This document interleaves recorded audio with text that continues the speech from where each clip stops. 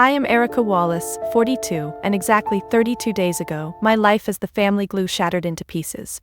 The love I'd poured into my marriage with Michael, the sacrifices I made to keep us solid, they crumbled the moment I found a hidden USB drive in his car, exposing a secret family he'd kept from me, a woman named Marina, and a son named Eli.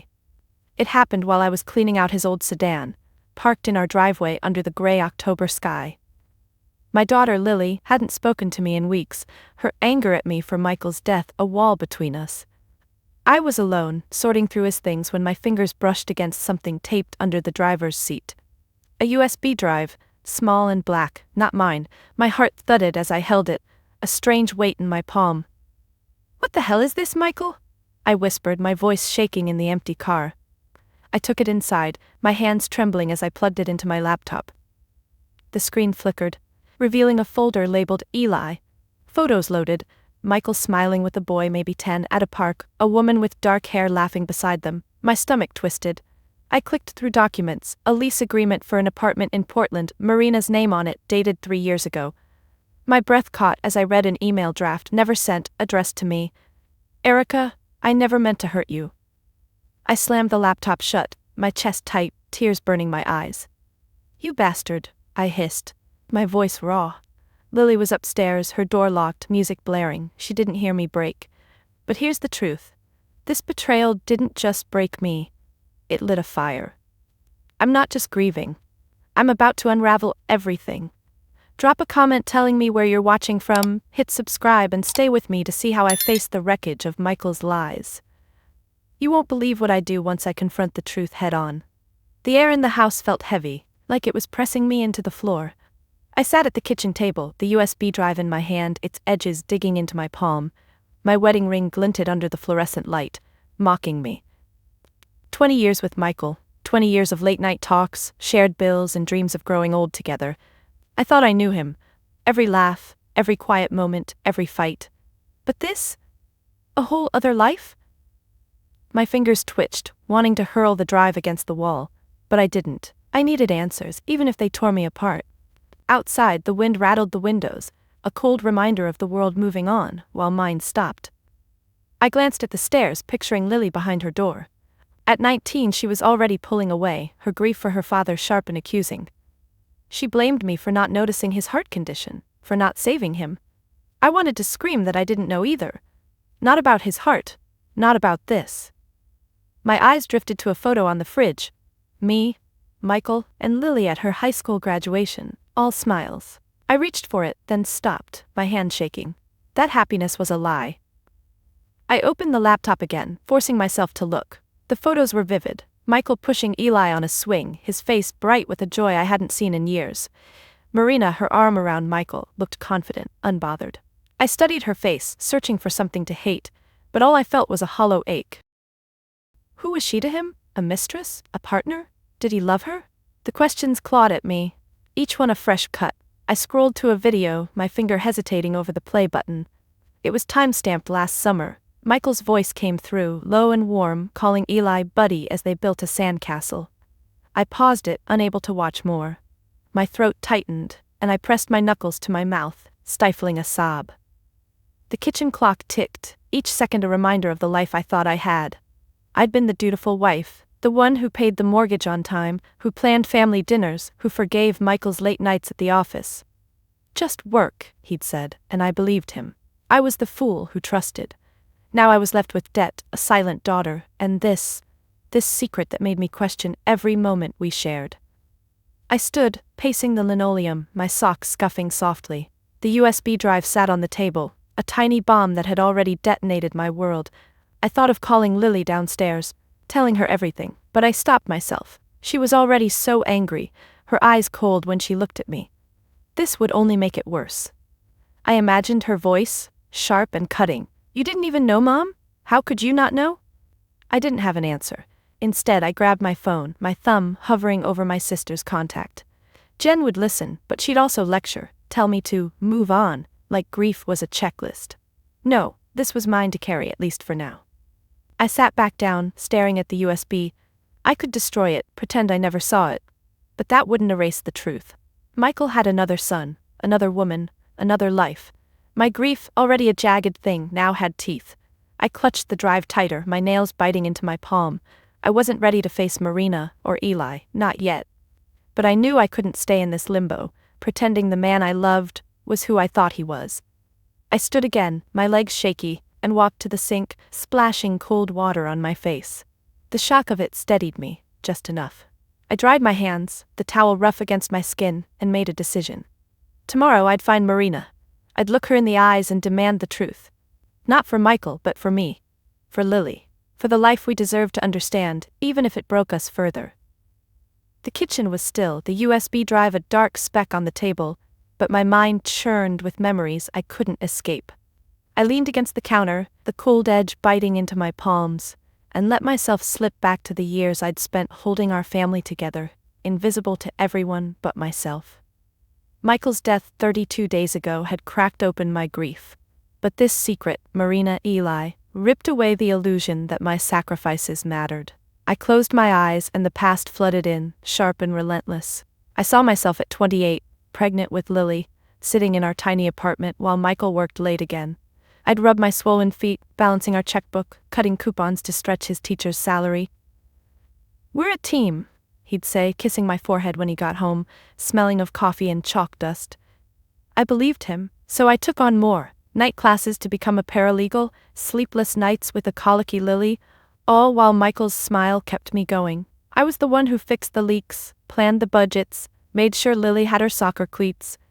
My victories were quiet, unnoticed. When I landed my first paralegal job, I rushed home to tell Michael, my heart pounding with pride. He nodded, distracted, grading papers. "That's great, hon," he said, not looking up. Lily, barely 4, was too busy with her crayons to care. I swallowed the hurt, telling myself it didn't matter. Then there was Lily's 10th birthday. I'd saved for months to throw her a party at the roller rink, decorating with streamers until my fingers ached. Michael was late, stuck at a staff meeting. When he arrived, everyone swarmed him. Lily's friends, their parents, praising his charm, his way with words. "You're so lucky to have him," a mom said to me, her eyes bright. I forced a smile, my chest tight. No one noticed the cake I'd baked, the favors I'd hand-wrapped. That night, Lily hugged Michael, thanking him for the best party. I stood in the kitchen washing dishes, the clink of plates drowning out my sigh. High school was worse. Lily grew distant, her eyes rolling at my attempts to connect. I'd drive her to debate meets, sit in the back, cheering silently as she won trophies. Michael got the credit. "She gets her fire from you," a judge told him once, clapping his shoulder. Michael grinned, not correcting them. I'd clutch my purse, my knuckles white, and nod along. At home I'd try to talk to Lily about her wins, but she'd shrug, muttering, "Dad gets it." I'd lie awake, staring at the ceiling, wondering why my love was never enough. The worst was 3 years ago, at a family barbecue at Jen's house. I'd just gotten a promotion, a big one, managing a law firm's paralegal team. I was proud, ready to share it. But Jen toasted Michael's inspiring guest lecture at the community college, and Lily bragged about his coaching her debate team to nationals. I waited for a pause, my throat tight, then mentioned my promotion. Jen glanced at me, her smile thin. "Oh, that's nice, Erica," she said, then turned to Michael. "Tell us more about your lecture." Lily didn't even look up from her phone. I gripped my glass, the lemonade bitter on my tongue, and excused myself to the bathroom. I stared in the mirror, my reflection blurry with unshed tears. "You're enough," I whispered, but I didn't believe it. Back in the kitchen I opened my eyes, the memories fading but the ache lingering. The USB drive sat there, a cruel reminder that my invisibility wasn't just with Lily and Jen, it was with Michael too. All those late nights, those staff meetings, those moments I excused because I trusted him. I'd built our life, brick by brick, while he built another one behind my back. My fingers curled into fists, nails digging into my palms. I thought of Lily upstairs, her music a muffled pulse through the ceiling. She'd always seen Michael as the hero, me as the background. Now with him gone, her anger at me felt like a final betrayal. I'd given everything, my youth, my dreams, my heart, and it wasn't enough to keep them close. I walked to the fridge, my hand brushing the graduation photo. Lily's smile, Michael's arm around her, me standing slightly apart. I'd been so proud that day. But even then, I felt like an outsider in my own family. Now, knowing about Marina and Eli, That feeling sharpened into something jagged. Had Michael ever seen me? Had he ever valued the life I fought to build? I turned away, my throat tight, and picked up the USB again. Its weight felt heavier now, not just a device but a key to a truth I wasn't sure I could face. I wanted to scream, to demand answers from a man who couldn't respond. Instead, I set it down gently, my hands shaking. Tomorrow, I'd track down Marina. I didn't know her address yet, but the lease on the USB gave me a start. Portland wasn't far, 2 hours by car. I could be there by noon. My heart raced at the thought of facing her, of seeing Eli, the boy Michael called Buddy. Would he look like Lily? Would Marina laugh at me, pity me? I pushed the thoughts away, focusing on the sink, the dishes I hadn't touched since yesterday. I turned on the faucet, the water loud in the silence. As it filled a glass, I stared at my reflection in the window, tired eyes, lines deeper than they were a month ago. I wasn't the woman Michael married anymore. I wasn't sure who I was. But I'd find out, even if it meant tearing open every wound to do it. The USB drive sat on the kitchen table, its black plastic glinting under the light like a taunt. I hadn't slept, my eyes gritty as dawn crept through the curtains. The house was quiet, Lily still behind her locked door, her music off for once. I'd spent the night wrestling with the truth, replaying the moment I'd opened that folder labeled Eli. Now, I needed to face it again, to dig deeper into the wound. I pulled my laptop closer, my fingers cold as I plugged in the drive. The screen flickered and there it was, the evidence of Michael's other life waiting to unravel me further. I clicked the folder, my heart pounding. More photos loaded. Michael and Eli at a soccer game, Eli's small hand clutching a trophy, Michael's proud grin. I lingered on one, Marina, her dark hair pulled back, handing Eli an ice cream cone. Her smile was easy, unguarded, nothing like the forced one I'd worn for years. My chest tightened, a mix of jealousy and grief. I scrolled past the photos, finding a subfolder labeled Letters. My breath caught. I opened it, expecting more emails to me, but instead found scanned handwritten notes, Michael's familiar scrawl. One was dated 2 years ago, addressed to Eli. Buddy, you're my champ, keep kicking that ball. I bit my lip, hard, tasting salt. He'd never written Lily notes like that. Then I found a document titled, For Erica. My hands shook as I clicked it, expecting another draft, another half apology, but it was a scan of a letter, dated a week before his death. Erica, it began, if you're reading this, I'm gone and you've found out about Marina and Eli. I froze, my pulse loud in my ears. He'd known I might find this. He'd planned for it. The words blurred as I read on. I never meant to build this lie. Marina was a mistake, years ago, but Eli, he's my son. I couldn't walk away. My fingers gripped the laptop's edge, my knuckles white. A mistake? Then why the apartment, the photos, the life? I kept reading, each line a fresh cut. Michael described meeting Marina at a conference, a one-night lapse that led to Eli. He swore he tried to end it, but Marina's pregnancy changed everything. I thought I could keep you both safe separate, he wrote. I was wrong. My throat burned. Safe? He'd left me drowning in debt, Lily estranged, and now this, a secret family he'd funded while I clipped coupons. I slammed the laptop shut, my breath ragged. You coward, I whispered, my voice breaking in the empty kitchen. I stood, pacing, my socks scuffing the linoleum. The letter's weight settled in my chest, heavy as grief, but sharper, laced with betrayal. I saw Michael's face, his easy smile, the way he'd hug me after a long day, whispering, "We're good, right?" I'd nod, trusting him while he carried this secret like a second skin. I wanted to scream, to shatter something, but the house was too quiet, too fragile. I grabbed my coffee mug, the one Lily painted for me years ago, and clutched it, my fingers tracing the chipped rim. It grounded me, just enough to keep going. I opened the laptop again, forcing myself to finish the letter. The last paragraph was the worst. I loved you, Erica, but I failed you. Tell Lily I'm sorry. If you find Marina, be kind. She doesn't know about you. I stared at the screen, my vision swimming. Marina didn't know? How was that possible? Had Michael lied to her too, spinning a web so tight neither of us saw the truth? I rubbed my temples, my head throbbing. The lease agreement I'd seen yesterday listed an address in Portland. I could find her, confront her, but what would I say? Hi, I'm the wife your boyfriend never mentioned.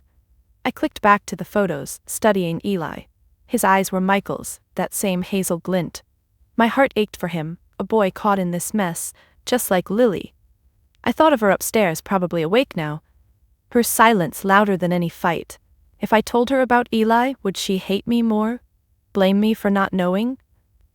I pushed the thought away, my fingers hovering over the keyboard. I opened the email draft again, the one Michael never sent. It was longer than I'd realized, full of excuses. I wanted to tell you, but I couldn't break our family. I scoffed, my laugh bitter.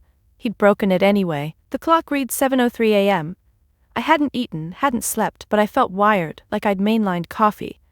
I copied the Portland address into my phone, my hands steady now. I didn't know what I'd find there. Answers, maybe, or more lies. But I couldn't stay here, trapped in this house with ghosts and secrets. I stood, my chair scraping the floor, and grabbed my keys.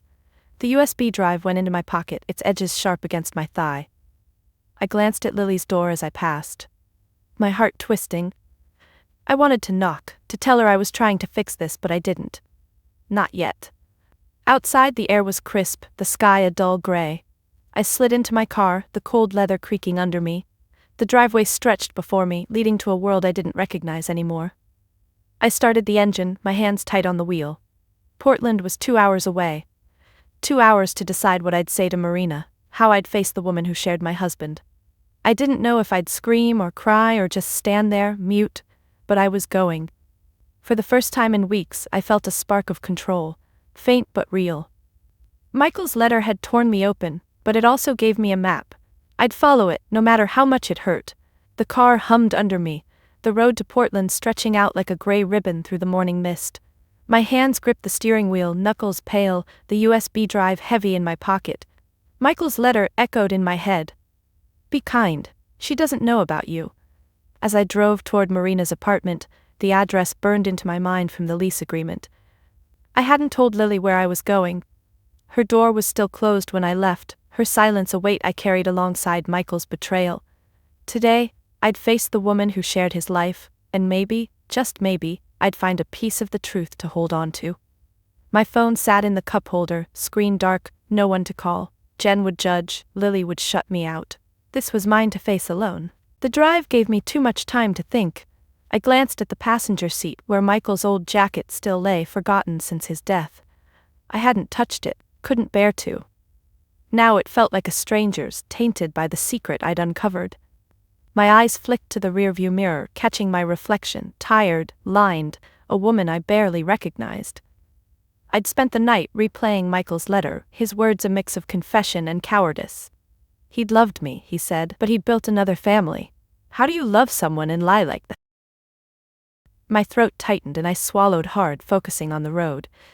Portland's skyline loomed closer, all steel and glass under a heavy sky. The GPS pinged, directing me to a quiet street lined with modest apartment buildings. Marina's address was a 3-story brick complex, unremarkable, the kind of place you'd pass without a second glance. I parked across the street, my heart thudding. A playground sat nearby, swings creaking in the breeze. I pictured Eli there, Michael pushing him, calling him buddy. My fingers curled into my palms, nails biting skin. What was I even doing here? I didn't have a plan, just a need to see her, to know who she was. I checked the lease again on my phone, my hands shaky. Marina Delgado, apartment 3B. I imagined her, tall, maybe, with that confident smile from the photos. Would she laugh when I told her I was Michael's wife? Cry? Slam the door? I rubbed my temples, my head pounding. The clock on the dashboard read 11:47 a.m. I'd been sitting here 10 minutes, stalling. My eyes drifted to a coffee shop across the street, its windows warm with light. Maybe I'd go there first, gather myself. But no, I'd come this far. I grabbed my purse, the USB drive still in my pocket, and stepped out. The air was cold, sharp against my cheeks, grounding me. The building's intercom buzzed when I pressed 3B, no answer. I pressed again, my stomach twisting. Still nothing. I leaned against the wall, my breath shallow. Was she not home? Had I driven 2 hours for nothing? A man exited the building holding the door, and I slipped inside before I could overthink it. The stairwell smelled of damp concrete, my footsteps echoing as I climbed to the 3rd floor. Apartment 3B was at the end of the hall, a plain door with a faded welcome mat. I stood there, my hand raised to knock, but froze. What if Eli answered? A child, innocent, caught in Michael's mess. My heart ached, thinking of Lily, how she'd react if she knew. I knocked. 3 sharp raps. Silence. I waited, my pulse loud in my ears, then knocked again. Footsteps approached, soft but deliberate. The door opened, and there she was, Marina. She was shorter than I'd imagined, her dark hair loose, her eyes curious but guarded. She wore a simple sweater, jeans, nothing like the glamorous figure I'd built in my mind. "Can I help you?" she asked, her voice calm, a faint accent I couldn't place. I opened my mouth, but no words came. My hand went to my pocket, clutching the USB drive like a lifeline. "I'm Erica," I said finally, my voice hoarse. "Erica Wallace, Michael's wife." Her face changed, confusion, then a flicker of something else, fear or recognition. She stepped back, her hand on the doorframe. "Michael?" she said, her voice barely a whisper. "You're his wife?" I nodded, my throat tight. "Can we talk?" I asked, my words shaky but firm. She hesitated, her eyes searching mine, then nodded, stepping aside. The apartment smelled of coffee and lavender, a small space cluttered with books and toys. A photo of Eli sat on a shelf, his smile a punch to my gut. I sat on her couch, my hands clasped tight, the USB drive burning in my pocket. Marina sat across from me, her posture stiff, her fingers twisting a ring on her left hand. No wedding band, I noted, but something personal, meaningful. "I didn't know," she said before I could speak, her voice low. "He never told me he was married." I stared at her, searching for a lie, but her eyes were steady, raw. My anger faltered, replaced by a hollow ache. Michael had lied to us both. We sat in silence, the weight of his betrayal filling the room. I wanted to hate her, to scream, but all I felt was exhaustion. "I found a USB drive," I said, pulling it out, my hand trembling. "It had your name, Eli's, everything." She flinched, her gaze dropping to the drive. "I need to know," I said, my voice breaking. "Who were you to him?" She looked up, her eyes wet, and for the first time I saw her not as the other woman but as someone else Michael had broken. Marina's apartment felt too small, the air thick with unspoken questions. I sat on her couch, the USB drive still in my hand, its edges pressing into my palm. She sat across from me, her fingers twisting that ring, her face a mix of shock and something softer, like regret. "I didn't know he was married," she'd said, and I wanted to believe her, but the hurt in me was too raw, too jagged. My eyes darted around her living room, Eli's toys scattered on the floor, a framed photo of him and Michael on a hiking trail. It was a life I hadn't been part of, a life Michael chose over me. My throat burned, but I forced myself to speak, to confront the woman who'd shared my husband whether she knew it or not. "How long?" I asked, my voice low, almost a growl. Marina's eyes flicked up, meeting mine, then dropped to her hands. 7 years, she said, barely above a whisper. 7 years. I did the math, my mind racing. Lily was 12 then, like just starting middle school when I was juggling her soccer practices and Michael's late nights. My stomach churned. "He told me he was single," Marina continued, her voice steadying. "A teacher, no family, just free." She laughed, a bitter sound, and shook her head. I believed him. I leaned forward, my elbows on my knees, trying to keep my hands from shaking. "He was my husband," I said, each word sharp. 20 years, we have a daughter, Lily." Marina's eyes widened, her hand covering her mouth. "A daughter?" she whispered, and I saw it, genuine shock. It should have softened me, but it didn't. Instead, it fueled the fire in my chest. "You didn't think to ask?" I snapped, my voice rising. 7 years and you never wondered why he was only here sometimes?" My hands clenched, the USB drive biting deeper into my skin. Marina flinched, her shoulders hunching. "He was good at lying," she said, her voice breaking. "He'd come for weekends, sometimes a week. He said he traveled for work." She looked away, her gaze landing on Eli's photo. "I thought we were building something real." Her words hit me like a slap. Real? My marriage was real, or so I'd thought. I wanted to scream that she was the intruder, the thief, but her face, pale, eyes glistening, stopped me. She was a victim too, wasn't she? But that didn't make this easier. I stood, pacing the small room, my shoes scuffing the worn carpet. "He paid for this place," I said, gesturing at the apartment. "The lease, it's in your name, but his money. Our money." My voice cracked, thinking of the bills piling up at home, the second mortgage I'd taken to cover Michael's medical debts. Marina's eyes dropped to the floor. "I didn't know," she said again, softer. "He said it was his savings." I laughed, a harsh sound that echoed in the quiet. "Savings," I muttered. "While I was cutting coupons to keep us afloat." I stopped pacing, facing her. "Did you love him?" The question slipped out before I could stop it. raw and desperate. Marina's head snapped up, her eyes searching mine. She hesitated, then nodded. I did, she said, her voice steady now. But it was a lie, wasn't it? Her words mirrored my own thoughts, and for a moment I saw us as two sides of the same betrayal. I wanted to hate her, to blame her, but Michael's shadow loomed larger than both of us. I sank back onto the couch, my legs weak. What about Eli? I asked, my voice softer now. Does he know? Marina shook her head, her fingers brushing a stray hair from her face. He thinks Michael was his dad, just busy. I didn't tell him Michael's gone. Her voice broke, and she pressed her lips together, holding back tears. I thought of Lily, her anger, her silence. 2 kids, both hurt by the same man. My heart twisted, but I pushed it down. I wasn't ready to feel for Marina, not yet. She leaned forward, her hands clasped tight. What do you want from me, Erica? She asked, her tone not defensive but tired, like she was bracing for a blow. I opened my mouth, then closed it. What did I want? Answers? An apology to erase the last 7 years? I don't know, I admitted, my voice small. I just needed to see you, to know you're real. She nodded, her eyes wet but steady. I'm real, she said. And so is Eli. The room fell silent, the only sound the faint hum of a refrigerator. I looked at the USB drive in my hand, then at Marina. I found a letter, I said, my voice barely audible. Michael wrote it for me. He said to be kind. Marina's brow furrowed, but she didn't speak. I didn't either. Kindness felt impossible, not when my world was in pieces. But sitting here, seeing her, I felt the first crack in my anger. Not forgiveness, not yet, but a shift. Michael had lied to us both, and that truth bound us, whether I liked it or not. I stood again, my purse slung over my shoulder. I need time, I said, my voice firm. But I'll be back, for Eli, for whatever this is. Marina nodded, her hand still clasped, her ring catching the light. I walked to the door, my steps heavy, and glanced back.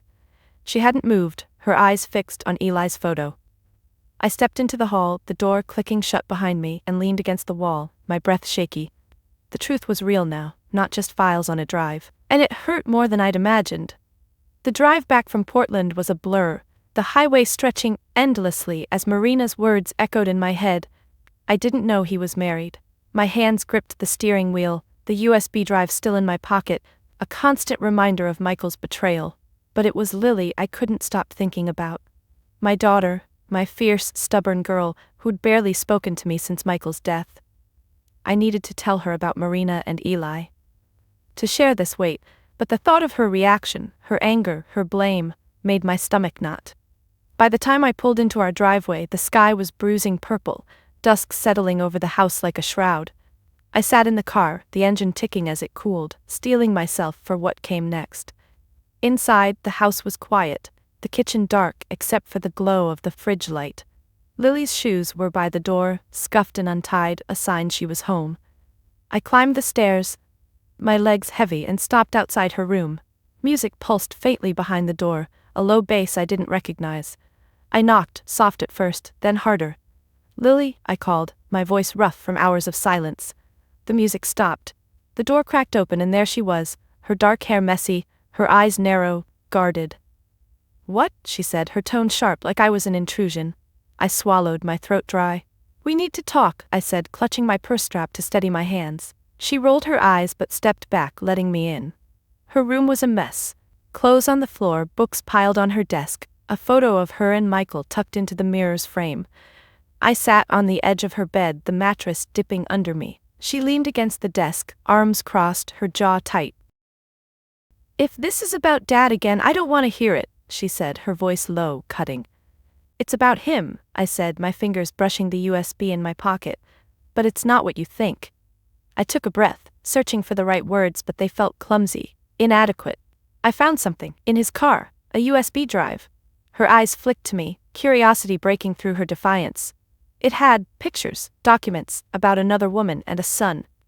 The words hung heavy, and for a moment Lily didn't move. Then her face twisted, disbelief morphing into anger. What are you talking about? She snapped, stepping closer. Another woman? A son? Her voice rose, trembling. I nodded, my heart pounding. Her name's Marina. His name's Eli. He's 10. I pulled the USB out, holding it up like evidence. Lily stared at it, her breath quickening. You're lying, she said, but her voice cracked, unsure. Dad wouldn't do that. I shook my head, my eyes stinging. I wish I was, I said softly. I saw them, Lily. Pictures, letters, he had another family. She turned away, her hands gripping the desk's edge, her knuckles white. No, she said, almost a whisper. You're wrong. You messed up, Mom. You didn't see him, didn't save him, and now you're making this up too.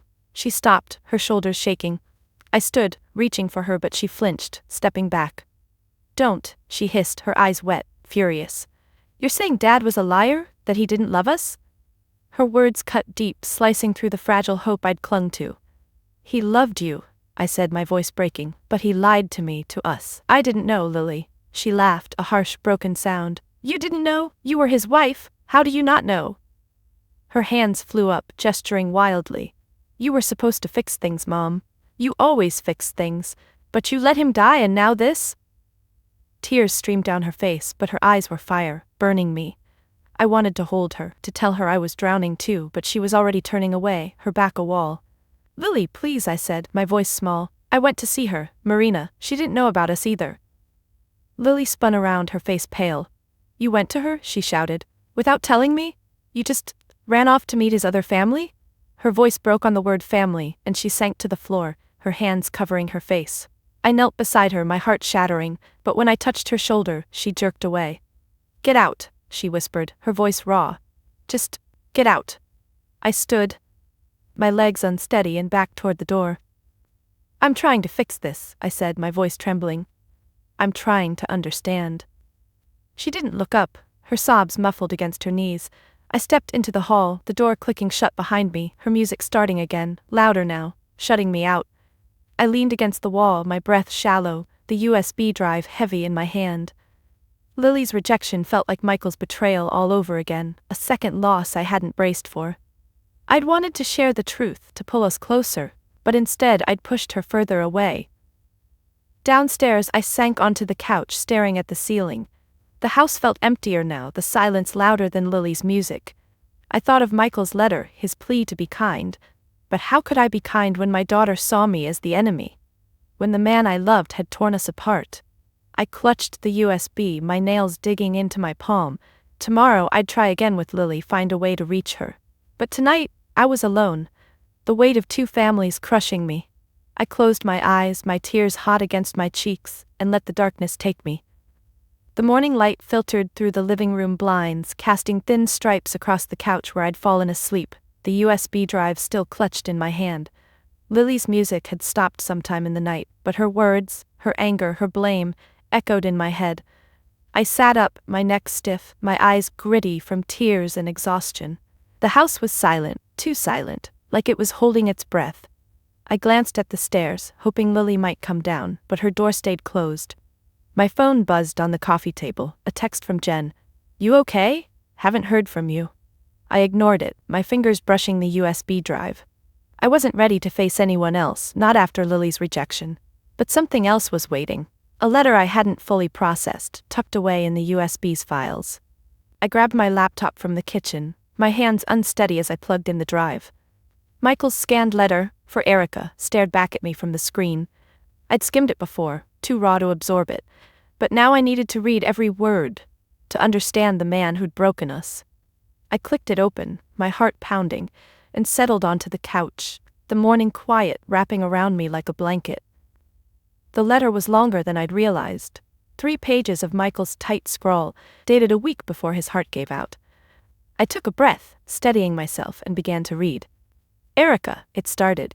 If you're reading this, I'm gone, and you've found the truth. I'm sorry doesn't cover it, but I am, so sorry. My throat tightened, but I kept going. He described meeting Marina at a conference, a moment of weakness he couldn't undo. Eli was born, and Michael couldn't walk away. He's my son, like Lily is my daughter, he wrote. I thought I could keep it separate, that I keep you both safe.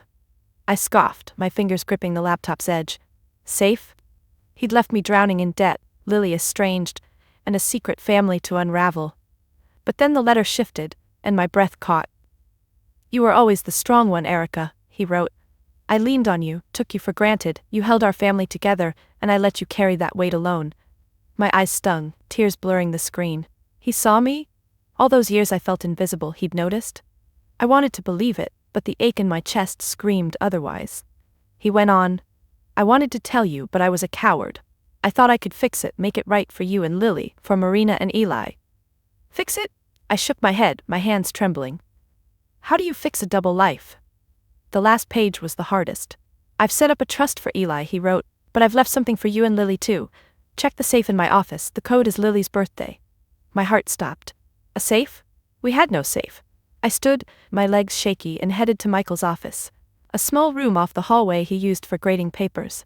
I hadn't been in there since his death, couldn't face his things. The room smelled of dust and old books, his desk cluttered with pens and notepads. I scanned the shelves, my pulse racing, until I spotted it. A small metal box tucked behind a stack of textbooks. My hands shook as I pulled it out, heavy and cold. I punched in Lily's birthday, 04 to 1506, and the lock clicked. Inside was an envelope, my name in Michael's handwriting. I tore it open, my breath shallow. A bank statement, dated a month ago, showed a savings account with $50,000 in my name and Lily's. A note was clipped to it. For your future. I love you both. I sank to the floor, the paper crumpling in my hands. Love? This was his love. A secret account, hidden like everything else? I wanted to scream, to tear the note apart, but I just sat there, tears streaming down my face. The money changed everything and nothing. It could pay off the medical bills, ease the strain, but it didn't erase Marina, Eli, or the years of lies. I thought of Lily upstairs, her anger a wall between us. This money was hers too, but would she see it as a bribe? Another betrayal? I wiped my eyes, my sleeve damp, and stood, clutching the envelope. The letter on the laptop was still open. Michael's words staring at me. Be kind. Kindness felt impossible, but this money, this confession, was a lifeline, a chance to rebuild, even if it hurt. I heard footsteps on the stairs, soft but deliberate. Lily appeared in the doorway, her eyes red, her hair pulled back. She didn't speak, just looked at me, then at the safe. What's that? She asked, her voice flat but curious. I hesitated, my heart pounding. Your dad left something, I said, holding up the envelope. For us. Her eyes narrowed, but she stepped closer, her arms crossed. I took a breath, ready to tell her everything, not just the money, but the letter, Michael's regrets. Maybe it wouldn't fix us, but it was a start. Lily stood in the doorway of Michael's office, her arms crossed, her eyes flicking between me and the envelope in my hand. The bank statement, with its $50,000 promise, felt like a fragile bridge between us. But her face, hard, guarded, told me it wouldn't be enough. The open safe sat on the desk, a small metal confession of Michael's secrets, and the laptop glowed faintly with his letter. I wanted to reach for her, to pull her close like when she was little, but the air between us was thick with her anger and my guilt. I'd come back from Marina's apartment yesterday, raw from the truth, and now I had to face another confrontation, this time, with the other family Michael left behind. Lily, sit, I said softly, gesturing to the chair by the desk. She didn't move, her jaw tight, but her eyes softened just a fraction, enough to keep me going. This is from your dad, I said, holding up the envelope. And there's more I need to tell you. Her lips parted, but she didn't speak, just leaned against the doorframe, waiting. I took a breath, my hands trembling, and started with the letter, reading Michael's words aloud. His confession about Marina, Eli, his cowardice. My voice cracked as I read, I failed you, Erica, and Lily, I love you both. Lily's breath hitched, her fingers digging into her arms, but she stayed silent. When I finished, I set the letter down, my eyes meeting hers. He left us money, I said, sliding the bank statement toward her. For our future. She glanced at it, her expression unreadable, then looked away, her shoulders tense. He had another kid, Mom, she said, her voice low, sharp. And you're just okay with this? I shook my head, my throat tight. I'm not okay, I said, but I went to see Marina. She didn't know about us. He lied to her too. Lily's eyes flashed, anger flaring. So what? We just forgive him? Pretend it's fine? I wanted to say no, but the truth was messier. Michael's letter had cracked something open in me. Not forgiveness, but a need to move forward. I'm going back to see her, I said, my voice steadier now. And Eli, I need to know what they meant to him, what this means for us. Lily's face twisted, her hands dropping to her sides. You're going to them? After everything? She said, her voice rising. I stood, stepping closer, but she backed away. I'm not choosing them, I said, my heart aching. I'm trying to understand. For us. She shook her head, tears brimming, and turned away, leaving me alone in the office, the envelope heavy in my hand. I drove back to Portland that afternoon, the road familiar now, the USB drive in my pocket, a constant weight. Marina's apartment building loomed ahead, the same brick facade, the same creaking swings in the playground. I buzzed 3B, my heart pounding, and this time she answered, her voice cautious through the intercom. "Erica," she said, and I nodded, though she couldn't see me. "It's me." The door buzzed open, and I climbed the stairs, my steps heavy but deliberate. Marina opened the door, her face weary but less guarded than yesterday. Behind her, a boy sat on the couch, his dark hair messy, his eyes, Michael's eyes, fixed on a tablet. Eli, my breath caught, seeing him in person, not just a photo. He looked up, curious, then back at his screen. "Come in," Marina said, stepping aside. I sat on the same couch as before, my hands clasped tight, the envelope in my purse. Marina sat across from me, her hands folded, waiting. Eli glanced at us, his small fingers pausing on the tablet. "I read his letter," I said, my voice low, not wanting Eli to hear. "He left money for me and Lily, and for Eli." Marina's eyes widened, her lips parting. "Money?" she said, her voice soft, surprised. I nodded, pulling out a copy of the trust details from the USB, sliding it across the coffee table. "For his future," I said, glancing at Eli. Marina's hands trembled as she picked up the paper, her eyes scanning it. "I didn't know," she whispered, echoing her words from yesterday. "He never said." I leaned forward, my voice firm. "He lied to us both, Marina, but Eli, he's a kid like Lily, they don't deserve this mess." Her eyes met mine, wet but steady. "What are you saying?" she asked. I took a breath, my heart racing. "I'm saying we don't pretend this didn't happen, but we don't let his lies define us." I paused, my hands clenching. "I want Eli to know Lily someday. Not now, but when it's right." Marina's face softened, a tear slipping down her cheek. "You'd do that," she said, her voice barely audible. I nodded, though it hurt. "Not for Michael," I said. "For them, for us." Eli looked up again, his voice small. "Mom, who's she?" Marina froze, her hand reaching for his. "A friend," she said, her voice shaky. I stood, my purse over my shoulder, and looked at her. "I'll call you," I said. "We'll figure this out." She nodded, her eyes grateful but uncertain. I walked out, the door clicking shut, and leaned against the hallway wall, my breath shaky. I'd faced them, not with anger, but with something stronger. A choice to build something new, even if it was messy. The drive back from Portland felt lighter, though my heart still carried the weight of Marina's apartment, Eli's curious eyes, and Lily's silence waiting at home.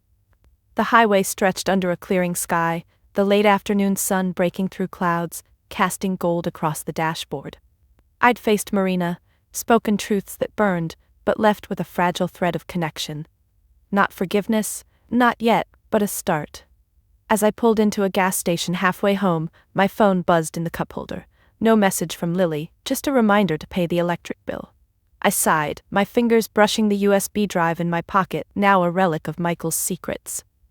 I needed a break, a moment to breathe, before facing Lily again. The gas station was quiet, the air smelling of fuel and damp asphalt. I stepped inside to pay, the bell above the door jingling.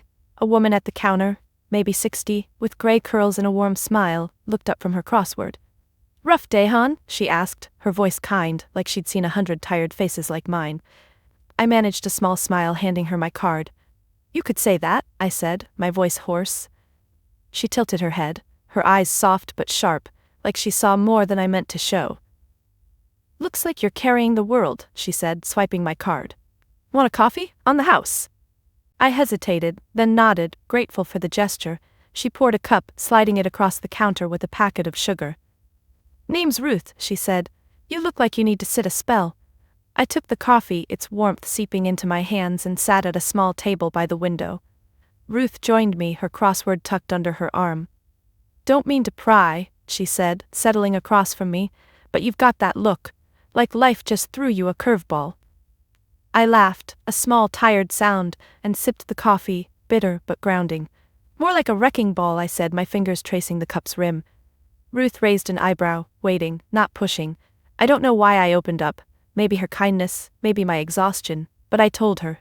Not everything, but enough. Michael's death, the USB drive, Marina and Eli, Lily's anger. My voice stayed low, steady, but my hands shook, betraying me. Ruth listened, her eyes steady, her hands folded on the table. When I finished, she leaned back, her lips pursed. "That's a hell of a load," she said, "and you're still standing." I shrugged, my eyes on the coffee. "Barely," I said. "My daughter hates me, my husband lied for years, I don't know what to do next." Ruth reached across, her hand resting lightly on mine, warm and calloused. "You're doing it," she said. "You went to that woman, faced her, that's not nothing." I looked up, her words sinking in, simple but heavy. "I feel like I'm failing," I admitted, my voice breaking. "Lily won't even look at me." Ruth squeezed my hand, her grip firm. "Kids hurt loudest when they're scared," she said. "My son didn't talk to me for a year after his dad left. Thought it was my fault. He came around though, yours will too." I wanted to believe her, but Lily's words, "Get out," still stung. Ruth leaned forward, her voice softer. "You don't need to fix it all today, just keep showing up, for her, for you." I nodded, my throat tight, her kindness a lifeline I hadn't expected. She stood, patting my shoulder. "Finish that coffee," she said, "and come back if you need to talk. I'm here most days." I watched her return to the counter, her crossword open again, like our talk was just another moment in her day. But for me, it was more. A reminder that connection could come from unexpected places, unlike the betrayal I'd faced with Michael or the distance with Lily. I finished the coffee, the warmth settling in my chest, and stood, leaving a crumpled 5 on the table as thanks. Outside, the sun was lower, painting the sky orange. I slid into my car, Ruth's words echoing, "Keep showing up." I thought of Marina, her tearful gratitude when I mentioned Eli knowing Lily someday. I thought of Lily, her anger masking her grief. Ruth wasn't family, wasn't tied to Michael's lies, but her warmth felt truer than anything I'd felt in weeks. As I started the engine, my phone buzzed again. No message, just the time. 5:47 p.m. Lily would be home, maybe ready to talk, maybe not. Either way, I'd show up like Ruth said. Not for Michael, but for us. I pulled into the driveway as the last light faded, the house looming dark except for a faint glow from Lily's window. Ruth's words, "Keep showing up," stayed with me, a quiet anchor against the storm of the past few days. The USB drive was still in my pocket, the envelope with the bank statement tucked in my purse, but it was Marina's face, Eli's eyes and Lily's anger that weighed heaviest. I'd faced one truth in Portland, but another waited here, with my daughter. I needed to set boundaries, not just with Marina and Eli, but with Lily too, to carve out a space where I could breathe, where I could start rebuilding. My hands trembled as I grabbed my purse and stepped out, the night air sharp against my skin. Inside, the house was quiet, the kitchen clock ticking like a heartbeat. I dropped my purse on the counter, the envelope crinkling, and glanced at the stairs. Lily's door was closed, but the light seeping underneath told me she was awake. I wanted to knock, to try again after her rejection, but Ruth's voice stopped me. I couldn't keep chasing her anger, letting it define me. I needed to stand firm for both of us. I sank into a kitchen chair, my fingers tracing the grain of the table, and pulled out my phone. No messages from Lily, but I opened a new text to Marina, my thumbs hovering. "We'll talk soon," I typed. "For Eli and Lily. Not now but soon." I hit send, my heart pounding, then set the phone down. That was my first boundary. Space, time, a promise without rushing. I stood, my legs steadier now, and headed to Michael's office. The safe still sat on the desk, the letter and bank statement beside it. I picked up the statement, the $50,000 figure staring back at me. It was a lifeline, but it came with strings, Michael's guilt, his attempt to fix what he'd broken. I set it down, my jaw tight. I wouldn't let his money dictate my choices. I grabbed a notepad and started writing, my hand moving fast, thoughts spilling out. "Rules," I wrote at the top. "Not for Lily or Marina, but for me. 1. No more secrets. 2. Lily comes first, but not at my expense. 3. Marina and Eli get honesty, not anger." I paused, my pen hovering, then added, 4. I decide who I am, not Michael's lies. The act of writing grounded me, each word a brick in a new foundation. I thought of Marina's apartment, her shock, Eli's innocent gaze. I'd go back, but on my terms, when I was ready. And Lily, she needed to know I wasn't the enemy, but I wouldn't beg for her forgiveness. I tore off the page, folding it into my pocket, and headed upstairs. My hand hovered over Lily's door, but I didn't knock. Instead, I slipped a note under it, my handwriting small but clear. "I'm here when you're ready. I love you." I stepped back, my heart racing, and went to my room, the first time I'd chosen myself over chasing her. In my bedroom, I sat on the edge of the bed, the silence heavy, but not suffocating. I pulled out the USB drive, setting it on the nightstand. It wasn't a bomb anymore, just a piece of the past I'd face when I was ready. My phone buzzed. Marina's reply, "Thank you, Erica, I'll wait." I exhaled, a weight lifting however slightly. She wasn't my enemy either. I lay back, staring at the ceiling, and thought of Ruth at the gas station, her warm hand on mine. Her kindness had reminded me I could choose who to let in, who to trust. Not Jen with her lectures, not Michael's ghost, but people who saw me. The next morning I woke early, the house still quiet. Lily's door was open, her room empty. My heart sank.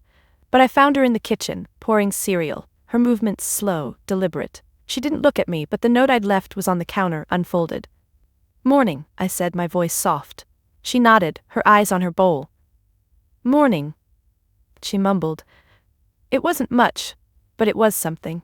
I sat across from her, my hands wrapped around a coffee mug. "I'm not going anywhere," I said, my tone firm but gentle. "But I need you to meet me halfway." She glanced up, her eyes wary but softer, and nodded again. It was a start, a crack in the wall between us. I sipped my coffee, the warmth steadying me. I'd set my boundaries, space from Marina, honesty with Lily, strength for myself. They weren't walls to keep people out, but lines to keep me whole. I thought of Eli, of the trust Michael left him, and knew I'd face that too, not out of anger, but clarity. For the first time in weeks, I felt a flicker of control, not over the past, but over what came next. The kitchen was quiet, save for the faint clink of Lily's spoon against her cereal bowl, her eyes still avoiding mine. The note I'd slipped under her door last night sat on the counter, its edges creased from her hands. That small gesture, her keeping it, not tossing it, felt like a thread I could hold on to. I sipped my coffee, its warmth steadying me, and felt the weight of the past week. Marina's apartment, Eli's face, Michael's letter, the $50,000. I'd set boundaries yesterday, drawn lines to protect myself, but now I needed to do more, to redefine what family meant, not just for Lily but for me. I wasn't just Michael's widow or Lily's mother. I was Erica, and I had a legacy to claim, one built on my own strength. I stood, rinsing my mug, my movements deliberate. "I'm going to the office today," I said, glancing at Lily. She looked up, her brow furrowing, but didn't speak. My job at the law firm had been my anchor through Michael's death. The bills, the grief. I'd managed the paralegal team for 3 years, my promotion a quiet victory no one at home had celebrated. But it was more than a paycheck now, it was a place to rebuild, to make a difference. "I'll be back for dinner," I added, my voice soft but firm. Lily nodded, her spoon pausing, and I saw a flicker of something in her eyes, curiosity, maybe, or relief. I grabbed my purse, the bank statement, and my list of rules tucked inside, and headed out. At the firm, the hum of phones and keyboards greeted me, familiar and grounding. My desk was piled with files, but I didn't dive in. Instead, I pulled out my laptop and opened a blank document, my fingers hovering. I'd always been the one fixing things, schedules, budgets, Lily's school projects. Now, I wanted to fix something bigger. I started typing, a proposal for a pro bono program to help single mothers with legal aid, women like me, like Marina, caught in life's unexpected messes. My hands moved fast, ideas spilling out, free consultations, financial planning workshops, support groups. I thought of Ruth at the gas station, her kindness a spark. This was my way of paying it forward, of turning my pain into purpose. By noon, I'd drafted 3 pages, my heart racing with something I hadn't felt in months. Hope. I emailed it to my boss, Sarah, my fingers trembling as I hit send. She called me into her office an hour later, her glasses perched on her nose. "Erica, this is ambitious," she said, her tone warm but cautious, holding my proposal. "You've got a lot on your plate." I nodded, my hands clasped tight. "I know," I said, "but this matters. I've been that woman, struggling alone. I can do this." She leaned back, studying me, then smiled. "All right, pitch it to the partners next week." I exhaled, my shoulders relaxing, a small victory settling in my chest. Back at my desk, I pulled out my list of rules, reading them again. No more secrets, Lily comes first but not at my expense. I added a new one. Use my strength to help others. It felt right, like a piece of me I'd forgotten was clicking back into place. I thought of Lily, her silence this morning, and Marina, waiting for my call. They were part of my story, but not the whole of it. I opened my phone, texting Lily, "Dinner at 6, pick a place, my treat." I hit send, my heart pounding, then started on the day's files, my focus sharp for the first time in weeks. When I got home, Lily was in the living room, her phone in hand, the note still on the counter. "Pizza?" she said, her voice tentative, almost shy. I smiled, nodding.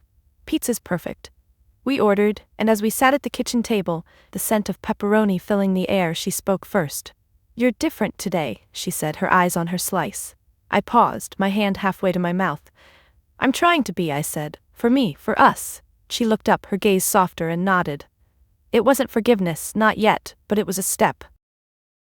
As we ate, I told her about the pro bono program, my words careful but honest. "It's for people like us," I said. "People who need help getting back up." Lily listened, her fingers picking at her crust, then said, "That's cool, Mom." My heart lifted. A small bridge built in that moment.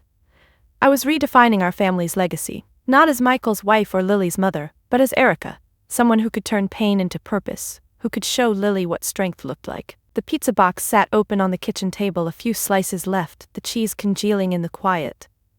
Lily had gone upstairs after dinner, her "That's cool, Mom" still ringing in my ears, a small victory, fragile but real.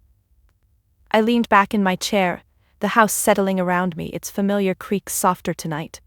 The bank statement, my list of rules, and the USB drive were tucked in my purse, no longer looming threats but pieces of a past I was learning to carry. My proposal for the pro bono program buzzed in my mind, a spark of purpose that felt like mine, not Michael's or Lily's but Erica's. As I cleared the table, my hands steady, I realized I was searching for something deeper, not just a new start, but peace, the kind that comes from knowing your own worth. I walked to the living room, sinking onto the couch, my eyes drifting to the photo on the mantel. Me, Michael, and Lily at her graduation. I used to see love in that picture. Now, I saw the cracks. Michael's distant smile, my forced cheer, Lily's impatience. I stood, picking it up, my fingers tracing the glass. For weeks, I'd been defined by his lies, by Lily's anger, by Marina and Eli's existence.